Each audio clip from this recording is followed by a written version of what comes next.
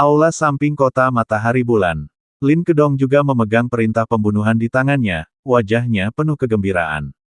Di belakang Lin Kedong ada seorang wanita berpakaian putih, dengan rambut panjang terurai di bahunya, wajah dingin, dan pedang tersarung di tangan kirinya. Ruoya, 100.000 batu roh abadi, ini adalah sumber daya yang sangat besar. Lin Kedong tidak menoleh ke belakang, tetapi berbicara kepada wanita di belakangnya dengan suara sedikit bersemangat. Tuanku, sulit untuk mengatakan apakah 10 istana dapat menghasilkan 100.000 batu roh abadi. Selain itu, Kaisar telah memerintahkan agar tidak seorang pun dari kalian diizinkan meninggalkan kota Matahari Bulan lagi. Tangga menuju surga akan segera diturunkan, dan Kaisar ingin kamu bergegas dan bersiap agar kamu dapat merasakan tangga menuju surga. Lin Ruoya berkata dengan suara rendah. Ayah hanya meminta kita untuk bersiap, tetapi dia tidak memberiku sumber daya apapun.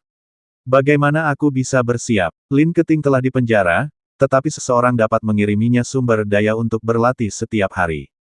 Ayah terlalu berat sebelah. Lin Kedong mendengus dingin, sangat tidak puas. Yang mulia, sumber daya kota Matahari Bulan semakin menipis, dan Kaisar tidak punya pilihan lain. Oleh karena itu, ia meminta Anda untuk bersiap dan menunggu tangga surgawi turun, lalu segera naik tangga untuk memperoleh pengalaman. Dan perintah pembunuhan dari 10 istana ini mungkin hanya konspirasi. Jika tidak ada dari 10 istana yang dapat membunuh Chen Ping, lalu bagaimana kita bisa menjadi lawannya? Tetapi jika 10 istana dapat membunuh Chen Ping, mengapa mereka harus mengeluarkan 100.000 batu roh abadi? Ini adalah paradoks yang lengkap. Lagi pula, orang-orang di 10 istana semuanya sangat sombong dan tidak memiliki kredibilitas sama sekali. Jadi, pangeran tertua tidak boleh tergoda. Lin Ruoya membujuk Lin Kedong dan menganalisis pro dan kontra dari perintah pembunuhan untuknya. Aku tidak peduli apakah istana 10 memiliki kredibilitas atau tidak, tetapi jika aku membunuh Chen Ping, dan orang-orang istana 10 tidak berani memberiku batu abadi, maka aku akan memimpin para penjaga kota Matahari Bulan dan meratakan 10 istana. Istana dalam satu gerakan. Jangan lupa, token komando Garda Kekaisaran ada di tanganku. Ayahku memberiku komando Garda Kekaisaran. 100.000 batu roh abadi sudah cukup bagiku untuk menerobos alam abadi dan menjadi yang terkuat di antara para pangeran. Ada kilatan keserakahan di mata Lin Kedong. Meskipun dia adalah pangeran tertua, bakatnya tidak terlalu kuat, jadi dia saat ini hanya memiliki kekuatan alam Mahayana tingkat ke-9, dan dia telah berusaha selama bertahun-tahun untuk menerobos ke alam abadi. Di antara banyak pangeran mereka, beberapa telah menerobos ke alam transformasi abadi, terutama pangeran keempat Lin Kevan, yang telah berada di alam transformasi abadi selama bertahun-tahun. Hubungan mereka berdua tidak pernah baik. Meskipun Lin Kedong, sebagai pangeran tertua, dapat menggunakan status saudaranya untuk menindas orang lain, kekuatannya tidak sebaik pihak lain, jadi Lin Kevan memandang rendah dirinya. Ini adalah simpul di hati Lin Kedong, jadi dia selalu ingin melampaui Lin Kevan. Namun, semakin dia cemas, semakin kecil kemungkinan dia untuk menerobos ke alam transformasi abadi. Untuk mencapai tingkat alam ini, seseorang membutuhkan bakat, kekuatan dan kesempatan, yang mana semuanya tidak boleh hilang. Pangeran Agung, kamu, jangan bicara lagi. Aku sudah memutuskan. Aku harus membunuh Chen Ping dan mendapatkan 100.000 batu roh abadi ini. Jika kamu bersedia ikut denganku, ikutlah denganku. Jika kamu tidak bersedia ikut denganku, tinggallah di kota ini, tetapi kamu tidak boleh memberi tahu ayahmu. Lin Kedong mengancam Lin Ruoya. Saya bersedia mengikutinya. Melihat ini, Lin Ruoya hanya bisa menundukkan kepalanya tanpa daya. Sebagai pelayan pribadi Lin Kedong, bagaimana mungkin dia tidak mengikuti Lin Kedong? Benar sekali. Saat aku mewarisi tahta, aku akan menjadikanmu selirku. Aku juga akan membiarkanmu memiliki identitasmu sendiri dan kau tidak perlu menjadi pembantu lagi. Lin Kedong meraih tangan Lin Ruoya dan mulai meraba-raba. Lin Ruoya memasang ekspresi kosong di wajahnya. Dia membiarkan Lin Kedong bergerak di tubuhnya, dan akhirnya menekannya di bawahnya. Dia tidak punya pilihan lain, karena dia berasal dari cabang keluarga Lin. Orang-orang seperti mereka yang berasal dari cabang keluarga Lin hanya bisa melayani sebagai pelayan dekat keluarga kerajaan. Di dalam gerbang Liang Yi, leluhur pola ilahi dan iblis arai sedang bermain catur. Ada juga perintah pembunuhan dari 10 pengadilan keadilan yang diletakkan di depan mereka. Saudaraku, Bagaimana mungkin Chen Ping menyinggung orang-orang di kuil dalam waktu yang singkat? Dan dia bahkan meminta 10 istana untuk mengeluarkan perintah pembunuhan. Setan itu bertanya setelah meletakkan bidak catur. Tidakkah kau menyadari bahwa ada gerakan abnormal di formasi langit dan bumi?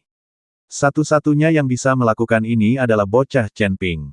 Dan dilihat dari waktunya, tangga menuju surga akan segera muncul, dan dunia surga dan manusia akan kembali kacau. Jika 10 istana mengeluarkan perintah pembunuhan saat ini, kekacauan akan semakin parah. Terlebih lagi, orang-orang di kuil itu sangat arogan. Bagaimana mungkin mereka membayar untuk menyelesaikan sesuatu? Kali ini, perintah pembunuhan itu jelas-jelas berbau konspirasi. Nenek moyang pola ilahi tersenyum sedikit dan berkata, "Lalu apa yang harus kita lakukan? Bukankah kita harus menolong anak itu?" Tanya Zenmo. "Tolong, bagaimana aku bisa membantu? Alam kita sedang tertindas, bagaimana kita bisa membantunya?" Nenek moyang pola ilahi bertanya. Para iblis susunan itu tetap diam. Ini bukan surga. Kekuatan mereka ditekan. Bukan saja mereka tidak mampu meningkatkan kekuatan mereka selama bertahun-tahun, tetapi kekuatan mereka telah menurun dari tahun ke tahun.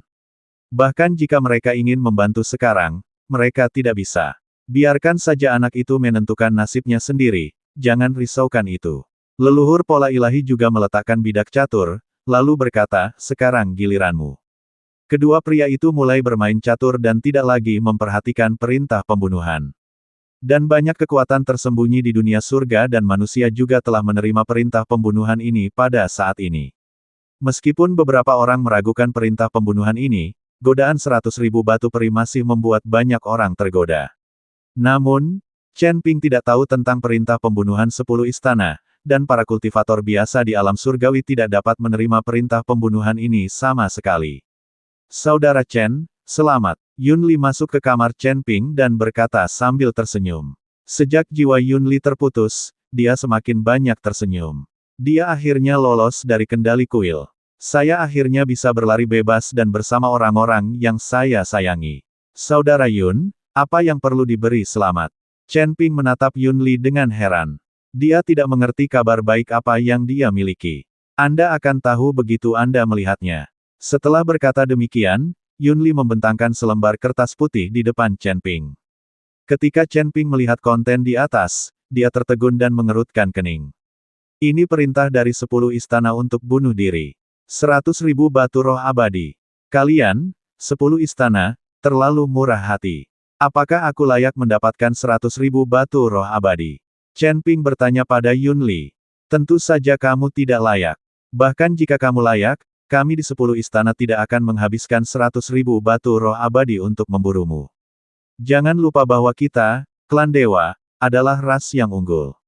Bagaimana mungkin kita bisa menggunakan cara seperti itu? Yun Li tertawa. Bukankah ini perintah pembunuhan dari 10 pengadilan keadilanmu? Chen Ping bertanya dengan heran. Ya, tetapi saya yakin ini bukan perintah pembunuhan yang dikeluarkan oleh ayah saya.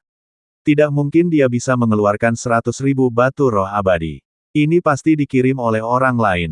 Kata Yun Li. Yang lain, apakah ada orang di 10 istanamu yang memiliki kekuatan sebesar itu selain ayahmu?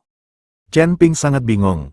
Bukankah hal seperti itu hanya bisa dilakukan oleh 10 master istana? Kekuatan ayahku tidak sebesar yang kau kira. Kalau tidak, aku tidak akan dipenjara di 10 istana selama ratusan tahun. Ayahku pasti melihat lampu jiwaku padam dan secara keliru mengira aku telah dibunuh olehmu. Jadi dia mengirim orang untuk membalas dendam. Dan perintah pembunuhan ini pasti dikeluarkan oleh orang yang diutus. Yun Li menganalisis. Lalu apakah kamu tahu siapa yang akan dikirim? Tanya Chen Ping. Jika tebakanku benar, orang yang dikirim itu pasti Huo Qing. Karena hanya dia yang berani melakukan hal seperti itu. Saat Yun Li menyebut Huo Qing, matanya jelas dipenuhi dengan permusuhan.